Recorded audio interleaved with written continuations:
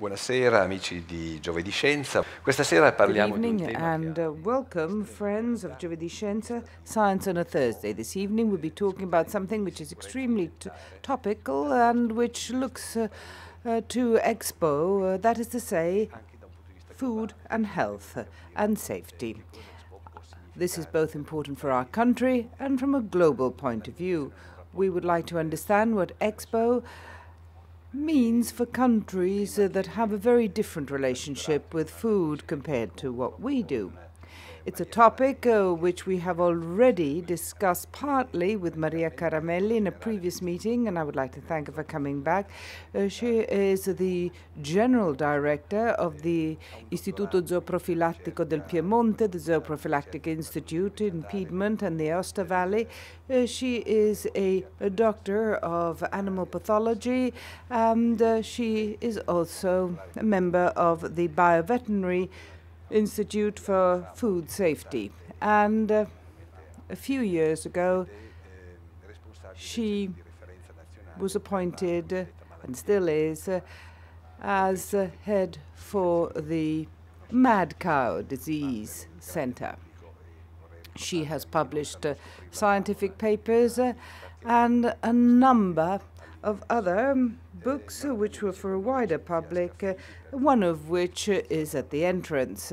We haven't got Cinzesca Fidi because she unfortunately wasn't well. So we'll only have one voice. Maybe it would have been quite interesting to have the two here, but unfortunately this is not possible. But I count on your questions at the end of this meeting. So now let us start to talk about Expo 2015. Sometimes I try to find information on it as a journalist, but I find it very difficult. There's still, I think people are still a bit confused on the objectives and how to attain them. Sono d'accordo su Expo. Good evening to you all. Thank you for being here. I'm very pleased. And I agree on Expo. It is a very good opportunity for Piedmont because in a few miles from here we'll be talking about what our treasure is, what we really stand out for in the world. Northern Italy and Piedmont in particular are leaders in the field which is being discussed at Expo. Food, we'll be talking about it in a general sense. Piedmont is a leader in the world in terms of food and health and safety, and we're really a milestone. And I think this is an opportunity to pass our expertise on. Food safety, so the question is how safe we are today. And what risks do we run when we sit at a table? We know that there is a risk. Of course, there is no zero risk when you eat. So 3 times a day at least, we and our children when they go to their school canteens, are at risk. Food has always been a risk, but the risks and threats have changed over time, and also the information that is required for us to defend ourselves have also changed. Now, considering what we do at our institute, because at our institute we monitor health safety and monitor animal health, which are obviously linked. What has changed is that it is a global era. We can see it from newspapers, but all risks have become global. It's not only local, but they become risks for all. And this happens also for food.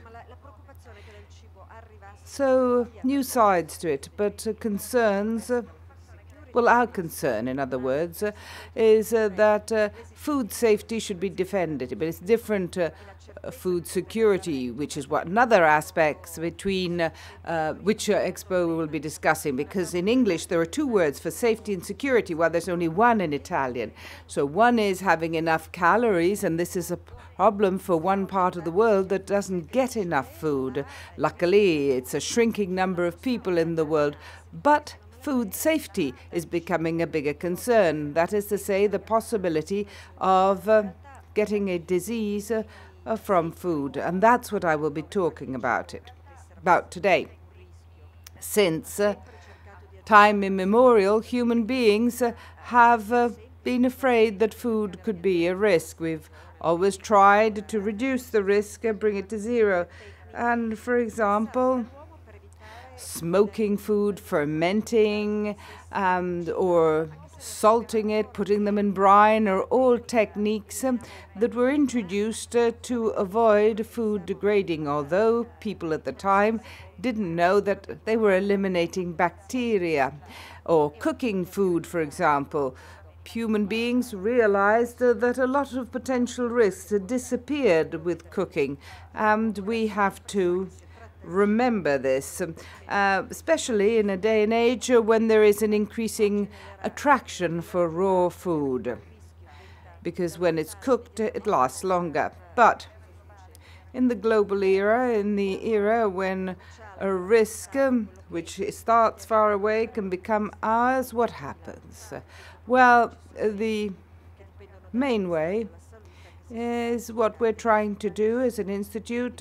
Our institute, the zooprophylactic ones, come under the Ministry of Health, and they work in the various regions. We are Piedmont, Liguria, and Aosta Valley.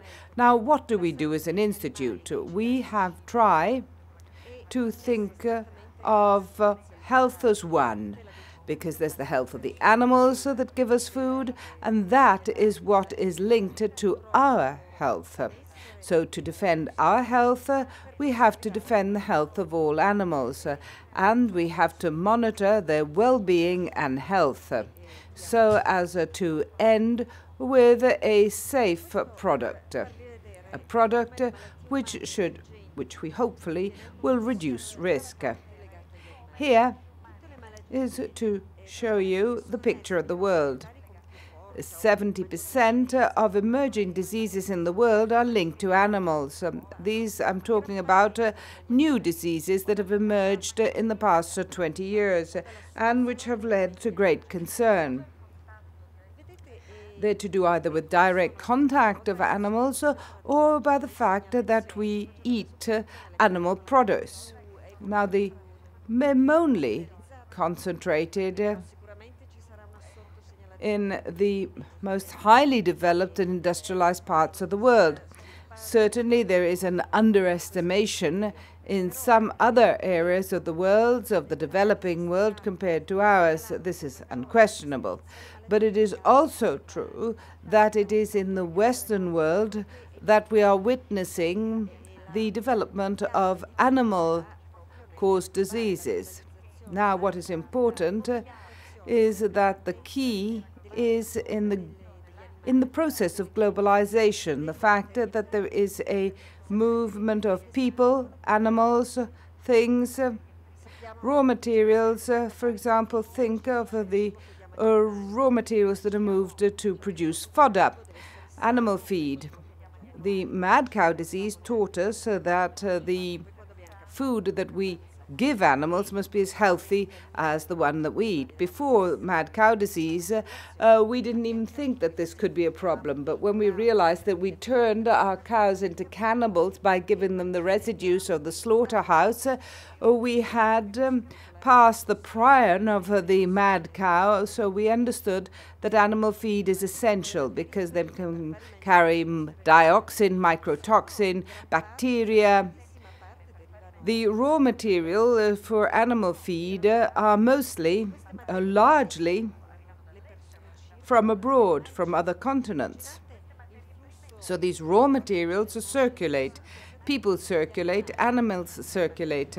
Imagine the migration flow of human beings and think that the animals that we're interested in, is fourfold that of humans. So imagine these continuous movements of people and things have major implications, one of which is that diseases are rapidly spread. And what is a local risk in a distant part of the world, I don't know, Southeast Asia, and bird flu can become a problem in Europe within a matter of seconds. This stresses the importance of veterinary monitoring, because if we monitor animal diseases, and if most of the new diseases come from animal diseases, if we monitor them, we can contain human disease. All the major diseases that have frightened us are linked to others. So, for example, mad cow, Ebola, or flu disease. Ebola started from animals. So these small fruit bats that are eaten normally are sold in the markets, on the markets, and we get some to Europe, and we're not surprised because rightly people, and this is the meaning of food, people who migrate want to bring food with them. They want to bring food with them that reminds them of their life, of their families, and they want to continue to eat what they ate in their homeland. So it's very difficult to monitor. We are monitoring them, but it's very difficult because at airports there are exotic animals or wildfowl that really mustn't be eaten. But each and every country likes to eat something which other countries don't want. For example, we eat rabbit, but other countries think that it's a pet. For example, when I was in Britain, people were saying, but you eat brain, don't you? As if it were some sort of extravaganza. So there are different eating habits, which we have to come to terms with. Clearly, Ebola is not spreading. We're hoping it's being contained now.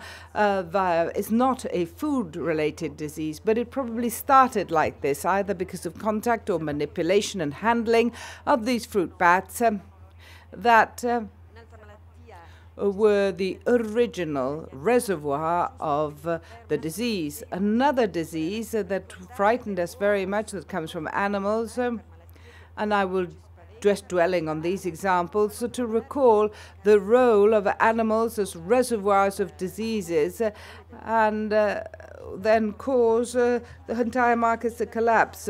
Think of what happened with the sale of poultry, chickens and turkeys, and what happens today every time we hear people talking about flu disease. The virus of flu disease is devastating for the farmers because in the evening they're fine and in the morning they might all be dead, especially turkeys. It's a flu disease, a bit like ours, which means that sneezing or it's airborne or borne by droplets, to be exact. So we're not going to get it by eating eggs or meat, but we have to monitoring because flu viruses in animals, especially in animals, can mutate every year. We have new vaccines for flu because they are viruses that change from a genetic point of view. They mix with, for example, they mix with the bird and the swine disease. So they can become extremely aggressive.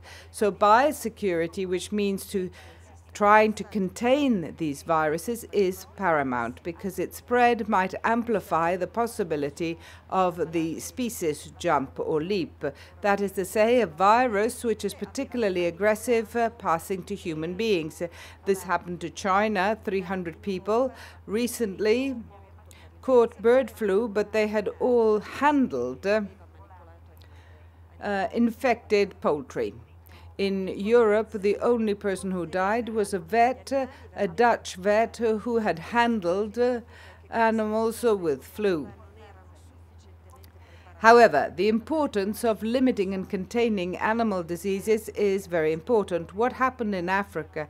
That is to say that the areas with Ebola were not actually able to monitor and contain the disease. And now we're moving on to another point. That is to say, the stories I'm going to be telling you and all the others that you might have, we can discuss, because these are the ones that we have to see. Now, an explanation can help us understand why it happens and therefore how we can defend ourselves. Because, as I mentioned, there is no zero risk, but there is the possibility of knowing and possibly being able to defend ourselves. Globalization and the food chain. If Cinzia Scafidi had been here, she would have launched into a long discussion of the local production and consumption of food, the so-called 0 mile. Unquestionably, the long food chain increases risk. If we have lots of links, for example, processing, growing, husbandry, then slaughter, they're all increased risks. The longer the chain, the greater the risk. The food chain has become extremely long, and it means that in Europe and the world, it doesn't stop at borders. And this underlies a number of problems which led to alerts. For example, let us try and understand what is happening. This was a scandal that didn't frighten Italians too much, because to discover that if instead of having beef lasagna for years, they had had horse meat in them too, is something that didn't bother Italians too much, because in our culture we're also used to eating horse meat, which is very good for a number of reasons. But in the UK, when they discovered that they were eating horse meat lasagna, clearly they felt as if they'd been eating their cat or their dog, and that led to the awareness of the fact that there was a market of lasagna, but that was also true for other types of pastas, like tortellini, for instance. They're sold throughout Europe, and on the label it said beef, but it was in fact horse meat.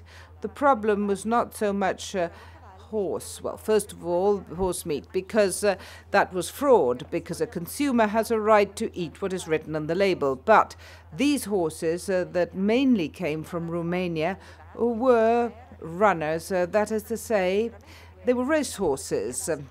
If we eat horse meat, we mustn't eat race horses that have received drugs, but we must have the meat of horses that are bred for food.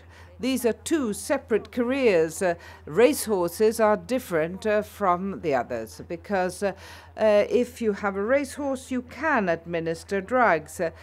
So in these lasagna, phenylbutazone, a very strong anti-inflammatory, which is banned for human beings and banned also for animals for slaughter, but used for racehorses, was present in the lasagna. So horses that were not meant to enter the food chain, the meat was slaughtered, frozen in France, then it was processed, and then they went to Holland, where the sauce was added, and then they were sold the world throughout in the UK and Italy.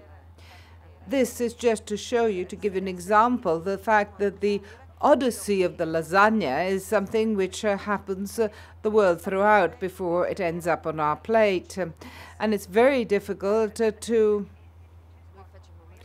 retrace the steps.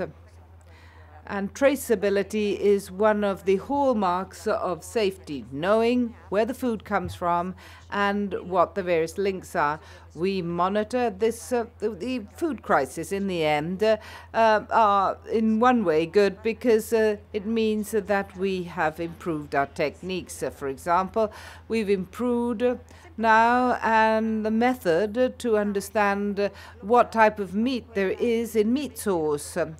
If we hadn't had this scandal, we wouldn't have asked the question. Another cause or effect of globalization is the increase of frauds and fish frauds. Major impact from a financial point of view. There are two types of frauds, but the boundaries are very blurred, because in one case you have economic damage. If I sell you fish as if it were a very good and rare fish, and I sell, in fact, catfish, which is a much poorer fish, clearly I'm damaging you from a financial point of view, and it's not respectful of the covenant that we have with the consumer. But it can maybe not damage your health, while other frauds may lead to a health problem. Most of the, or 40% of the food fraud is linked to fish. Fish, shellfish, and so on. Octopuses. And the most frequent one is the replacement of species, replacing with a cheaper or easier found species. Sometimes it's not a deliberate fraud for an economic advantage. It might be a mistake concerning the name or labeling. For example, for the past 10 years in Italy, it has become compulsory to say where the fish has been fished, the scientific name of the fish, the name, that they can also have that in the fishmongers, but there must be also the scientific name, how it was fished, whether it was farmed, or whether it was fished in the wild. If it was fished in the wild, where? Because clearly, if you're going to eat a sea bass fished in the Atlantic, it's different if it's fished in the Mediterranean, or an octopus fished here is different from the one fished in Japan, where you still have the residue of the fallout from Fukushima. And I'm saying this because it's very important to know where the product comes from. And then, if it's farmed, and if so, where. This is something that that has to be included in the label. Now, one of the many examples, which is a typical replacement, is the famous catfish. The catfish is farmed in the Mekong River, greatest producer. It's Vietnam. It's a freshwater fish, which doesn't really smell of fish, which is one of the reasons why it is used in the canteens for children, because it hasn't got a very strong flavor. It's very versatile, and since it hasn't really got a fishy flavor, but it looks like fish, it's very useful for all the recipes. It comes from the Mekong River, which is very polluted. I mean, you know that all the Chinese industries, well, not all, southern Chinese industries, tip their waste into the Mekong. It's a very slow-flowing river. In a very few months, it roughly weighs about 2 kilos. There's enormous difference, say, with the trout, and it is used to replace bream or sea bass or plaice. It's processed, it's filleted, and once you have a fillet, you can distinguish it, but you have to be an expert. And then only the DNA analysis, if you really want to know it, you can always carry it out to see if it was catfish or if it was the sea bass you thought you were buying. And from then it goes to the US and various places. In Europe, 130,000 tons of catfish are imported every year. So the globalization of a fraud. The catfish, excuse me if I dwell on this, is not per se a toxic fish. It's absolutely legal. If you want to eat catfish, it's very, very thin, you can do so. It's has very few omega-3s. It has very few the nutritional ingredients, which is the reason why you give it to children. Not the reason why you give catfish to children, but the reason why you give fish to children.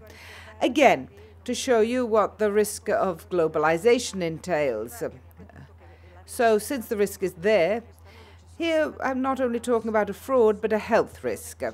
And I would like to recall it because it's very often forgotten.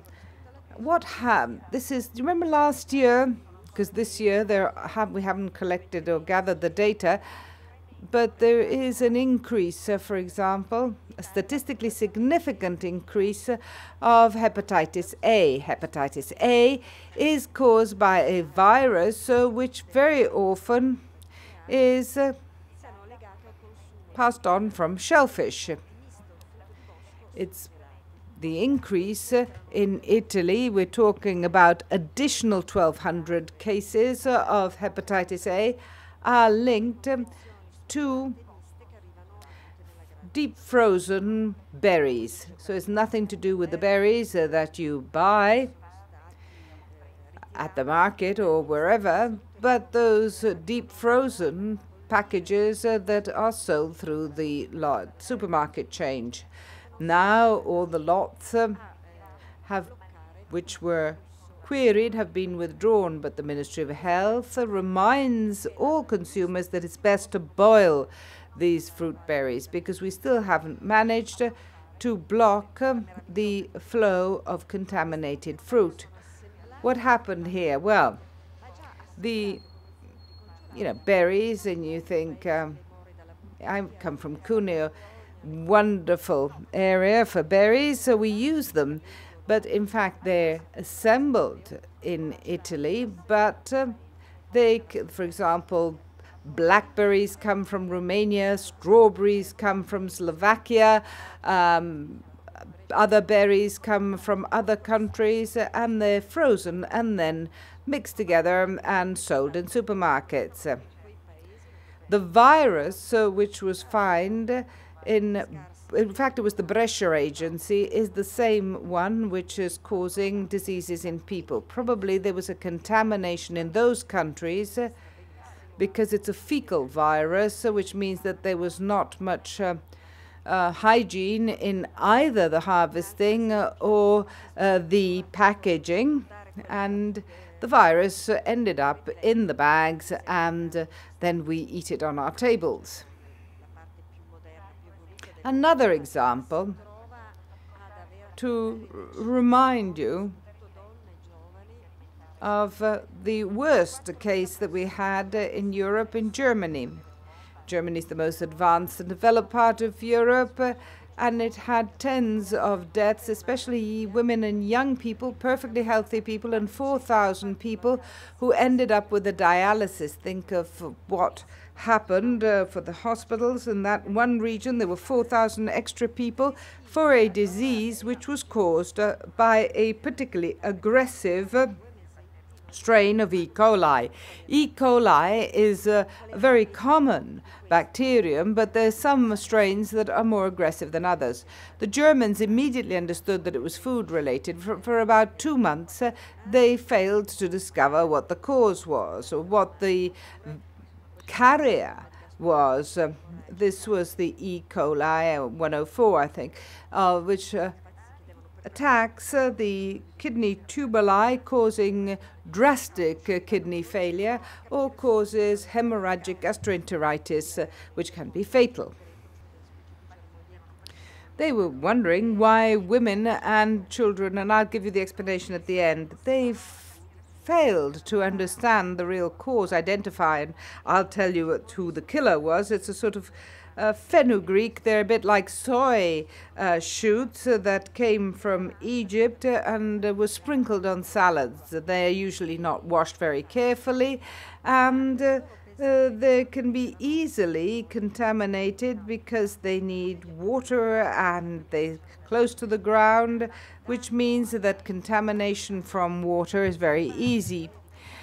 But initially, they thought they were the Spanish cucumbers, because it was a tragedy, because they blocked them, which meant that the damage to that country was enormous. Thousands of jobs were lost in a matter of days. I discovered that we too imported lots of cucumbers, and in the night we had to go and take samples to find the killer bacterium.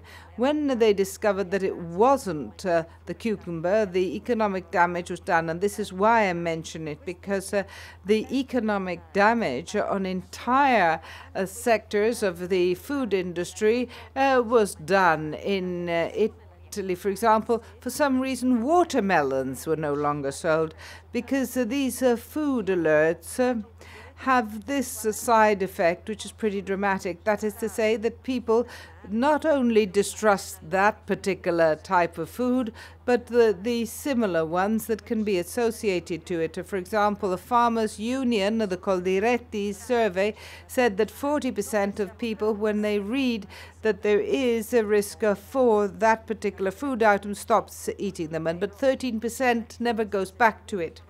So these are very difficult crises, but don't think that that this is just a media bubble.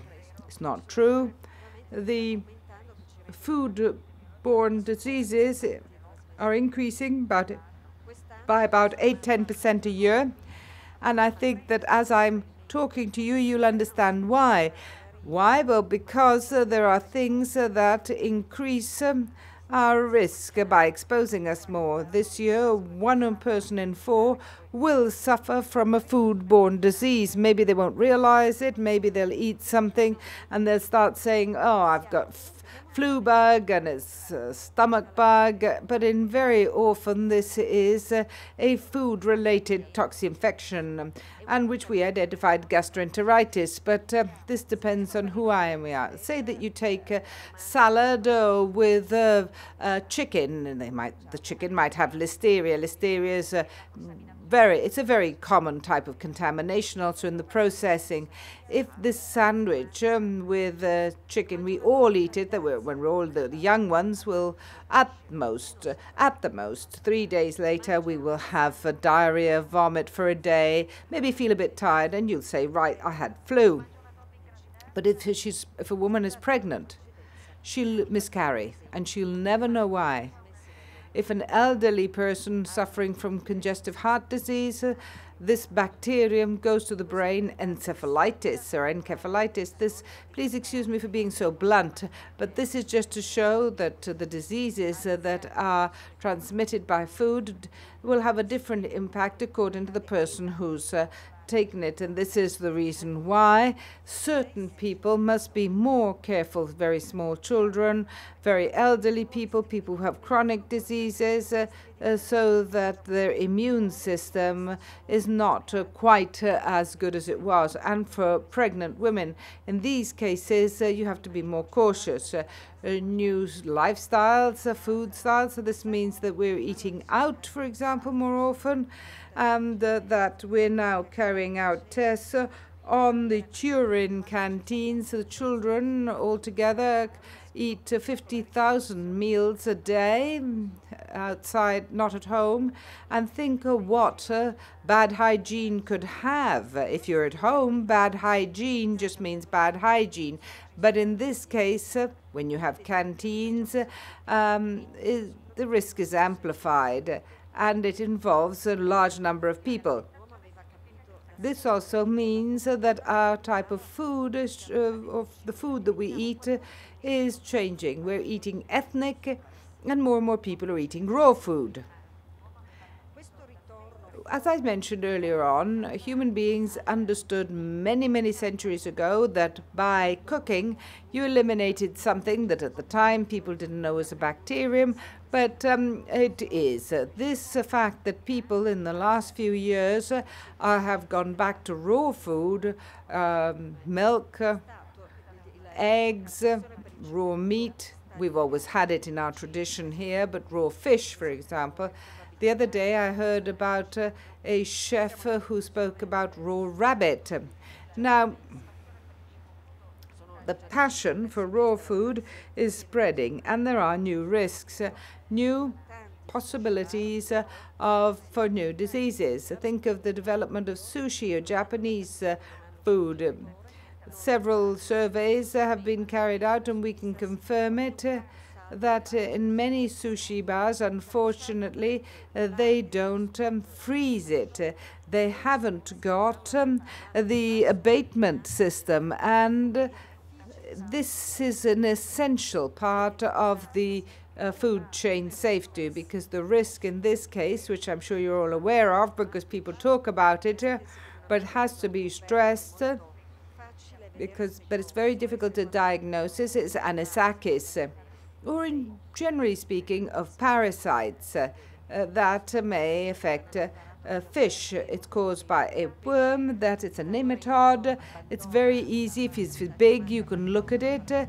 If it has grown, it's like a little tiny spiral.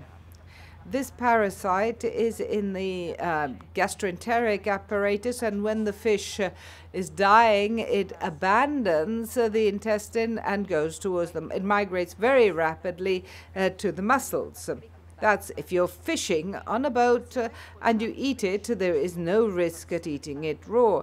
But as if happens for most or all of the fish that we are eating, if a few hours go by, the parasite goes into the muscles and therefore in the meat. Now, if we cook the fish, this parasite is destroyed. But if we freeze it, it devitalizes the larvae. So if we freeze it, for example, minus 20 degrees centigrade for 2 days, that's enough. Or if we're sure that the fishmonger or the people at the restaurant have frozen it, the parasite is dead. But if we eat this parasite, it'll go into the liver and it'll cause, first of all, a very strong gastroenteritis. But when it gets to the liver, it causes damages which very often the doctor fails to recognize because they're not used to yet. Well, in Japan, there's a very long-standing tradition. We're not quite used to the fact that there are these diseases. Parasite diseases are called neglected diseases in this part of the world because they're not well known, but they are growing. These parasites are increasing, first of all, because the sea is warmer. Our lakes are warmer because the fresh water fish can have parasites. Cats, dogs have them, but we do too. But if we freeze them or if we cook them, this Opisthochus, it's rather an unusual name, a parasite of freshwater fish that are well known in distant countries because in this case, this is a parasite which looks for cats, dogs, or humans, but is transmitted by fish. We find anisakis in many fish, but in particular sardines, mackerels, anchovies. Now, they usually are transmitted by dolphins. We protect dolphins. This is a wonderful thing. We have them in the Ligurian Sea, but we're increasing the number of vehicles for these parasites. So the number of parasites is increasing. So parasite-related diseases is an increasing problem which we have to be informed about. And we also have to require fast freezing if we want to eat it raw. So I've already mentioned the fact that if the sea temperature goes up, parasites will increase, but also the food that we have is increasing. And let us now see what the global warming is causing. Well, there's less and less water, which means that we have less pure water to prepare food. You need a lot of clean, pure water to prepare food, and in the next few years, we probably won't have as much clean water. In the number of people who, about 45,000, 50,000 people who suffer from food-related diseases, but they're probably underdiagnosed. So we have to also count the problems are linked to water contamination. There is less and less clean water. And from this point of view, we have another effect. Although it's not quite as important. That is to say, the famous colored cheese. Remember the blue mozzarellas? We still get colored cheeses. We shouldn't be too surprised. This wave of blue mozzarella started in Turin. A woman opened her fridge and she discovered that The mozzarellas were smurfed colors, colored as she called them, blue, and this spread very rapidly. The cause for this blue is a bacterium that does not cause a disease. That is to say, there is no evidence that the Pseudomonas fluorescens causes gastroenteritis or a disease, because it's not an intelligent bacterium, as we were saying, such as Listeria or Staphylococcus or Streptos, because they're invisible. Pseudomonas fluorescens reacts with oxygen and becomes this nice blue color. So it informs you that you're there, and then usually you don't eat them because of the different color. In any case, if you see a different color, it's different smell, or don't eat that. But certainly nobody's going to eat a blue mozzarella. Now, this bacterium is waterborne. It sticks to the water pipes and to the surfaces, and when you start, because you have less money to reduce the hygiene of the process, the cleaning of the pipes, or the production process, mozzarella requires a lot of water. At that point, this bacterium can accumulate and multiply. It forms a sort of film, which is like a cling film, clings to the sides of the water pipes. Very difficult to eliminate. Probably, well, surely it was Pseudomonas, but why all these, why did it contaminate the water? Well, we discovered that most of the blue mozzarellas, although they said that they were made in Italy, it was the last part of the process that was in Italy, while the semi-process came from Bavaria in Germany. And the last step was in Italy, but the others were in Germany.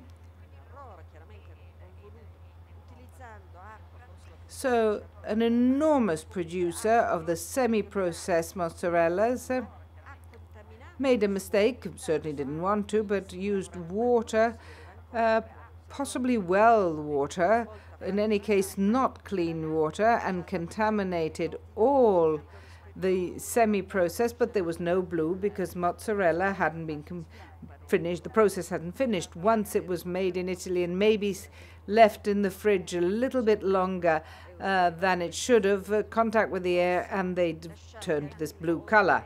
And the pink ricotta, so the same thing. Different agent, it's mycetum, but especially if they're past their due date, and you know, you must think of how long you have to keep food for or cheese for because of marketing reasons, and they can develop these odd colors. These colors are not dangerous, but they tell us that clearly there is a multiplication of bacteria that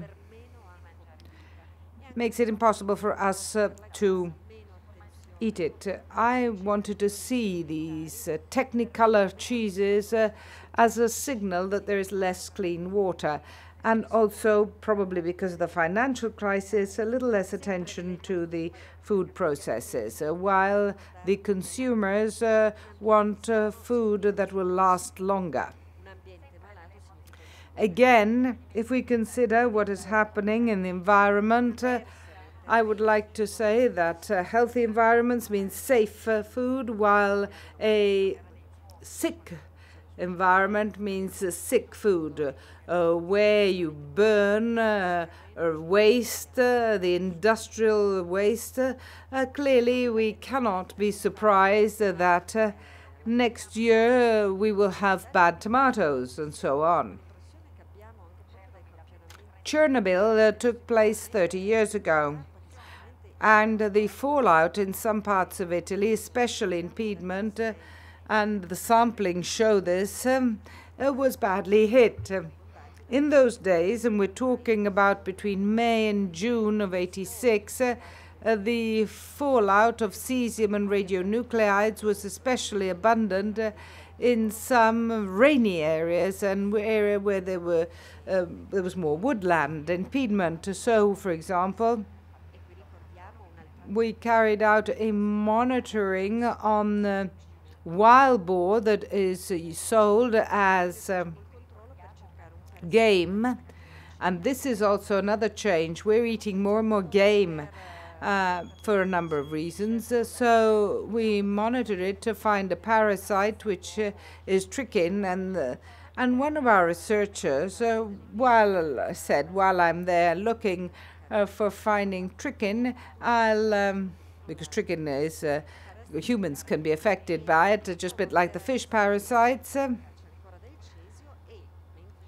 So all the wild boar are checked for this, but he said, well, I'll also see if there's any cesium left. And while the rest of Piedmont was negative, as you know, there are more and more wild boar, they were not contaminated in the Valsiese area, that is a rainy area with lots of woodland. The wild boar still had cesium in them, which means it can't be eaten, and you must avoid, above all, to eat a lot of it, because as you know, that the problem is that you cannot eliminate this radionucleotide. This is to remind you that the environment, if it is not treated well, will take revenge on you because it becomes dangerous food. Don't look at this slide. It's a terrible slide, but it's just to answer the question, who's monitoring what? There's a big European framework, the RAS, which is a monitoring system of borders. Europe is one country in food terms, and it shares all the information. What is safe in France is safe in Italy. What is not at risk in other countries is not at risk here. But at the borders of Europe, there is the RASFA, which is a rapid alert system for food, and it's food and feeds. And it informs all the countries. Say, for example, there's a tuna fish that has mercury, contains mercury, and it comes from the Philippines. Not only is it sent back, but all the countries are informed and intensify the monitoring. You see here there are various types of alerts, just simple information to danger alert. In Italy, this is our figure, and it's a very good situation when we talk about consistency and not consistency. Most of the food stuff that we eat are consistent with standards. They're not a risk. But that 2.2% has a bit of everything: mycotoxin, heavy metals, chemical contaminants, dioxin, that are problem that can be worded as a danger, an unknown danger, because bacteria you know something about, while chemical contaminants will give the effect 20, 30 years later. It's very difficult to monitor. Dioxin is not is an unwanted product, but we produce it.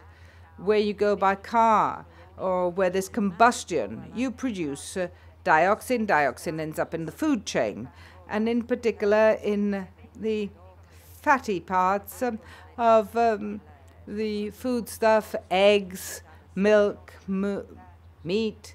They're mutagenous, they affect the endocrine system, and they interfere also on the levels of fertility, both in men and women.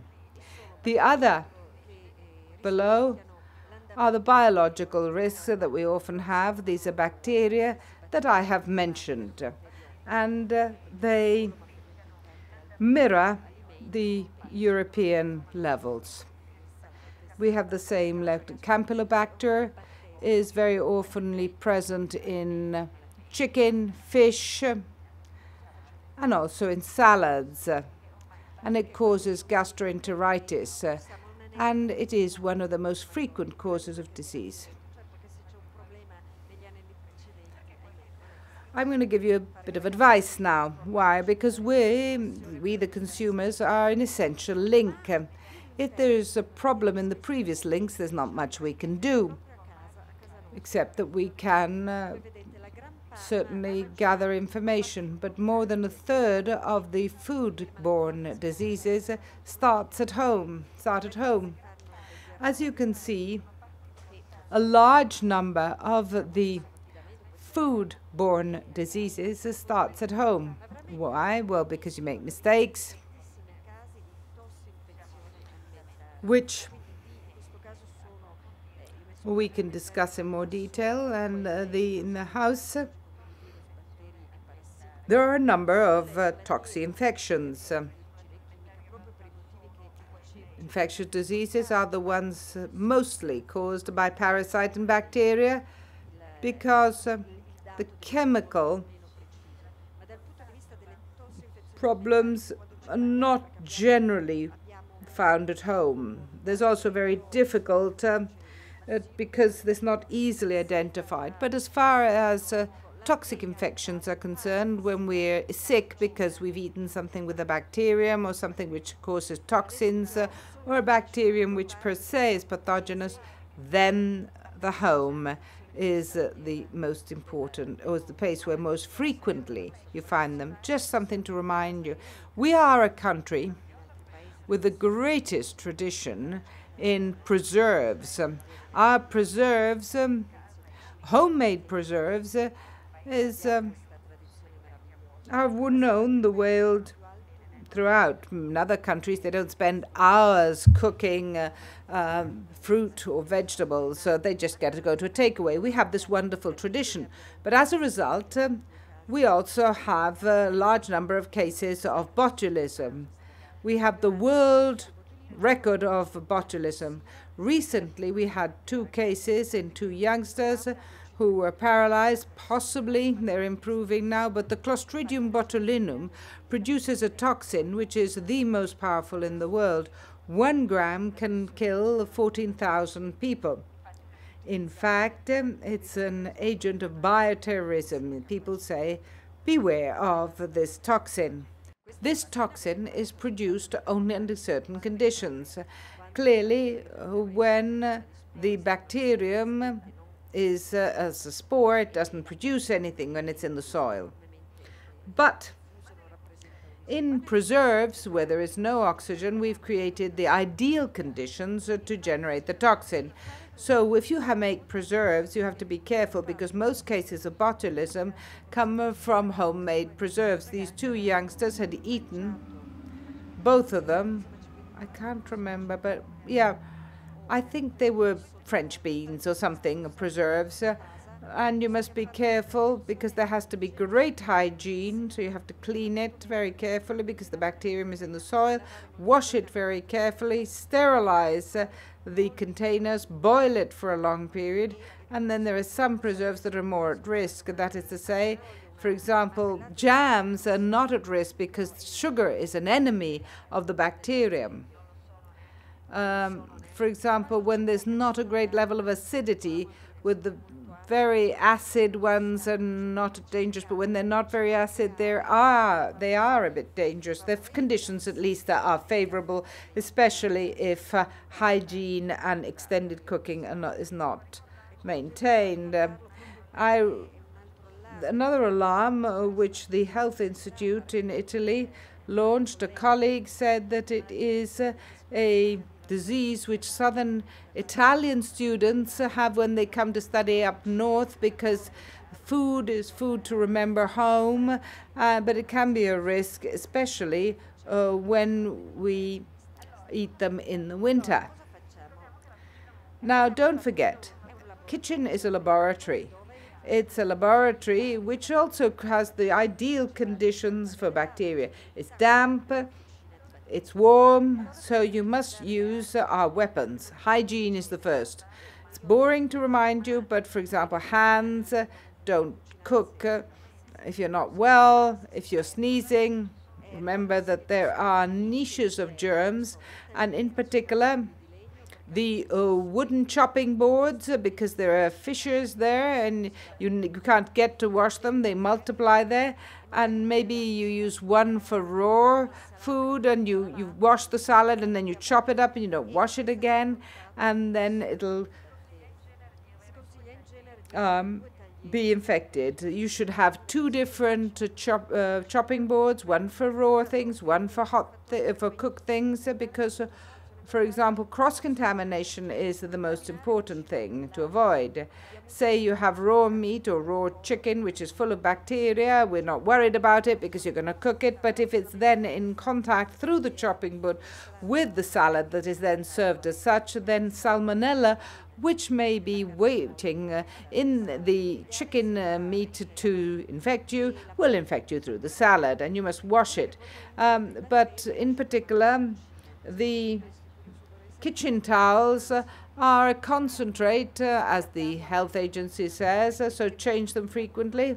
And then we have to use the fridge. A fridge is essential. A fridge must be at 4 degrees centigrade. Some people keep it a bit more, but it has to be 4 degrees centigrade because it stops the multiplication of bacteria.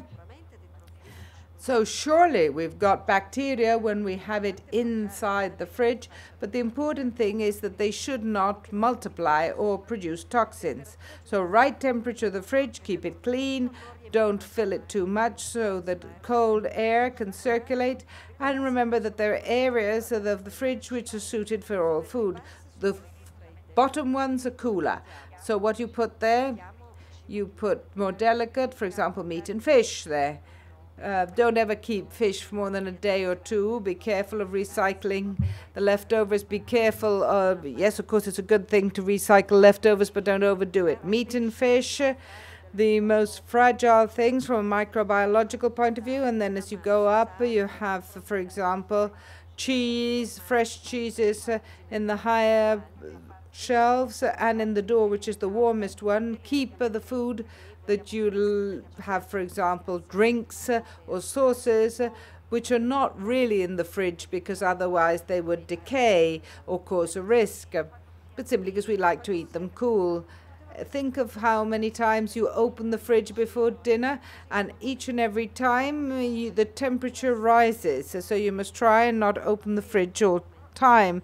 We must also try to use it very careful. A toxin infection is also due to the fact that food is already out. When in the bars I see, I don't know, rice salad or other food sitting out there for hours, then I worried because bacteria in this case multiply for hours and then we're eating. And then don't be surprised, or we shouldn't be surprised, if we have soup and then after 3 hours we don't feel very well and are sick or vomit. Because maybe a bacillus cereus was in it, because that's in, for example, in salads or rice salads. And it gives two syndromes, one enteric and one gastric ones, according to the strain. But if this food, which has just been prepared, had been put in a fridge or eaten immediately or kept at above 60 degrees then centigrade, then they wouldn't have the multiplication. So you must use the two weapons, cooking and cold. Those are our weapons, hot and cold. In the middle, there's the ideal temperature for a bacteria to thrive. We have a website. Here there's the answer. If you write to us, you can get an answer from experts, and not immediately, but in a matter of a few days. All the information is circulated here. How you use a fridge, how you use the leftovers in a safe way, how do you recognize the fish at the market to avoid frauds, and many other tidbits, all available on our website. Thank you. Thank you very much, Professor Caramelli. It was a very useful conversation to all of us. We've all thought of something that we're going to have to fine-tune or modify, especially this last part, I think was very instructive. I would like to ask you a question which is linked to the transatlantic treaty. the treaty which Europe is about to sign with the US, which will have an impact on the labeling system of our food, and in some respects might decrease the type of guarantees that you have. Could you tell us what's happening? What will happen? Sì, la preoccupazione c'è. Yes, the concern is justified. Possibly in this rather murky treaty, the main concern is for food and the environment. The treaty, as you know, will allow trade, which is very good, same rules on both sides of the Atlantic, free exchange, and should generate wealth. But the big debate is on food, because the type of food safety that we have in the two continents is very different. So we're concerned, that is to say, it's, for example, Merkel was saying we'll be all eating chlorine-based chicken, because that's a different way of dealing with food safety in Europe and in the States. And we're rightly concerned because we have invested a lot as Europe. We've invested a lot of money and a big effort to increase food standards, and the end could be chlorine chicken. In other words, we have said from the farm to the fork, we guarantee food safety. While this means that every single step right up to the table is monitored. Of course, before you get roast beef to your table, you check the beef, what they eat, how they're slaughtered, the hygiene in the process system. While for the Americans, the end is the same. I'm oversimplifying, but the US don't monitor if there's any salmonella, because at the end, if you immerse it in if we dip it, in fact, in a chlorine dip, we disinfect it. Chlorine is not dangerous, but it's a completely different approach. It's not a step-by-step safety. It's a solution at the end, which is a responsibility of the producer, because in Europe, food safety is a responsibility of the health department, while in the US, the typical example that we have is that if you want to buy, for example, buy milk from a non-hormone treated cow, you can do it. You just pay more for it. But in Europe, it's a zero tolerance. I don't want to simply talk about a clash of cultures, but really we have a very, very different approach. Yes, both in terms of economic interests and in health. Thank you very much to you all. See you next Thursday. Thank you.